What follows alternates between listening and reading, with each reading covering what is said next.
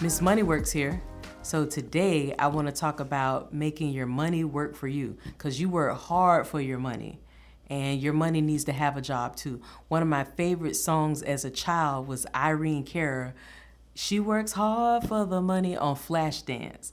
And she was dancing all hard, remember? And J-Lo was mimicking her. But we work really hard for our money. Some people work for 35 hours a week, some 40. Some people work 60 hours, 80 hours, 100 hours a week, and they still don't have any money, because all they're doing is blowing their money. They think that they just work to have money. And that might be to pay bills, or that might be to buy things to impress others, or to make themselves feel good. But most people don't think about, maybe my money should be also making money for me. So how can you have your money work for you? That's by having your money in the right place with the right interest rate. So if your money's just sitting up under a mattress, or in your purse or your back pocket or your piggy bank or your safe, your money is not working for you. All those places are getting you 0% interest, big fat zero. There is no interest being earned in your safe, in your piggy bank, under your mattress. And also, it's leaving you vulnerable to be robbed. And also, what if your place catches a fire? But the biggest reason is your money's not working for you. Inflation, that's the cost of goods and services, your car, the roof over your head, gas, and food. Inflation is going up by 3% a year. So if you're getting 0% growth on your money, you're falling behind inflation. And if you understand the rule of 72, which I've mentioned several times, 72 divided by 3% increases every year, that's 24. So that means in 24 years, what things cost today are going to cost double. So you think gas is expensive now at $4.50 or whatever it is, try $9 in 24 years. So you must put your money to work for you, which is compounding, flipping and tumbling of interest that is added to your account value. So if you have $100 just sitting at home gaining no interest, next week, next month, next year is still $100. But if you put $100 in the right account that is getting a higher interest rate, then that interest will be credited every year.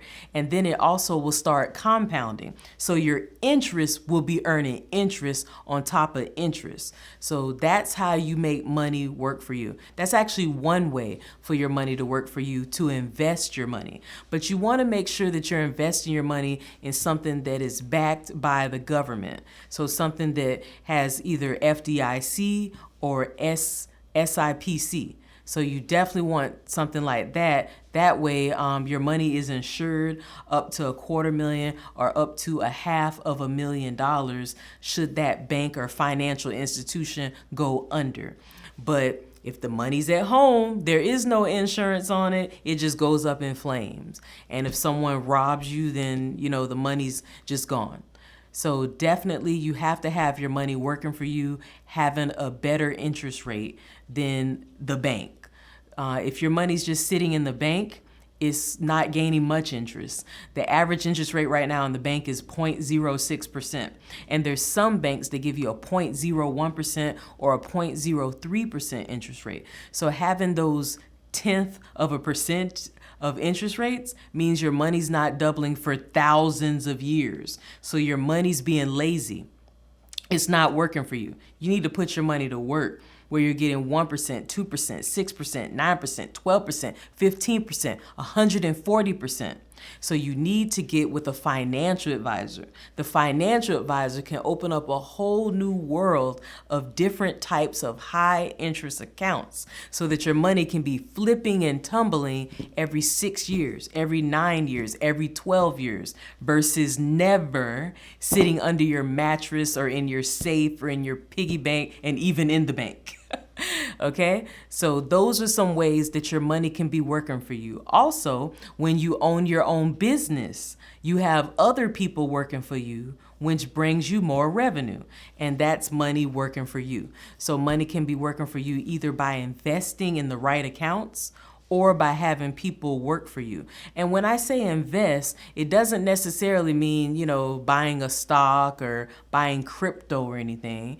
Investing your money means you don't just have it sitting around in the bank. Invest your money means that it's gaining an interest and it's getting a good interest rate. So definitely, if you're working hard for your money, you also need to give your money a job. And that job should be working for you, constantly compounding, flipping and tumbling every day. Because your money can work 24 hours a day, but you can only work 8 hours a day, 12 hours a day? And that's a long time. The most I work on a typical day is 4 hours a day. And when I used to have a full-time job 9 years ago, I still never worked 40 hours.